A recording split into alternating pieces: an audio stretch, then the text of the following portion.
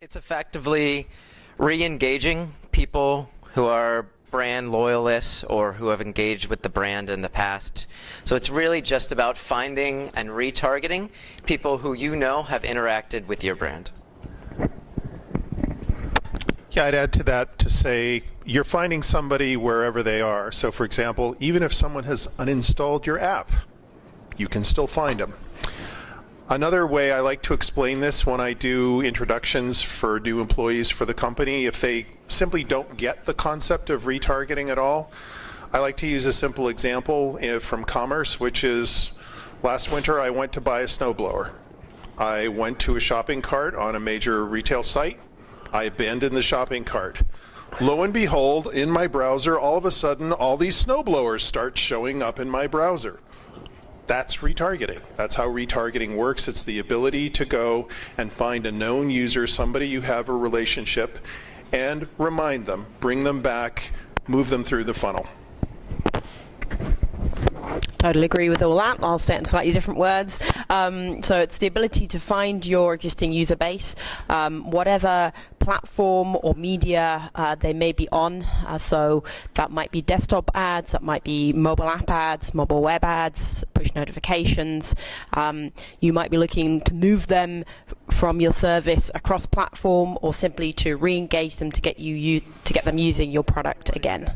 Why do they want to do that? Okay, so most of our clients have a service where they're looking to sustain and grow over time, where they have a lifetime model for a client that is longer than just a few days. It may actually literally be the lifetime of the customer if it's some kind of e-commerce site.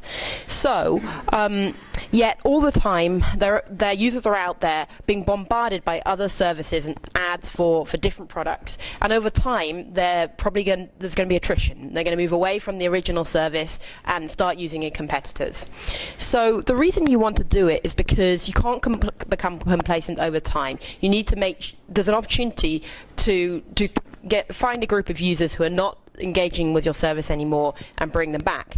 This can be just as cost effective as looking for new users, and we'll talk about that later. So if you're making a decision, should I spend X to find new users, or should I spend Y to re-engage my existing user base, you're probably looking at a similar economics for those two sets.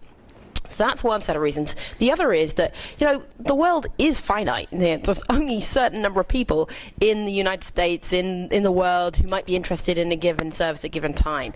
So it was easy with mobile apps in the early days. User acquisition seemed like it would go on forever and ever. But actually, we are literally reaching sort of some of the fatigue within certain networks. And so that's where clients should think about re-engaging.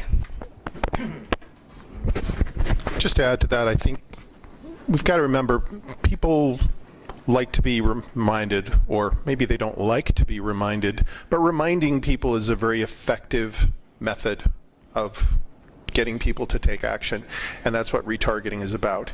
As Joe mentioned earlier, you can use retargeting for cross-promotion. So if I have a family of apps, I can cross-promote my apps using retargeting. As we mentioned earlier, you can also go after your desktop users and get them on mobile. I think this is something that would be very effective for a lot of brands out there, people who have existing relationships. We can go and reach those desktop users and bring them into the mobile fold. So I think there's a lot of reasons why clients could care. Also, simply from an ROI perspective, it's just a way to boost the ROI of your campaigns.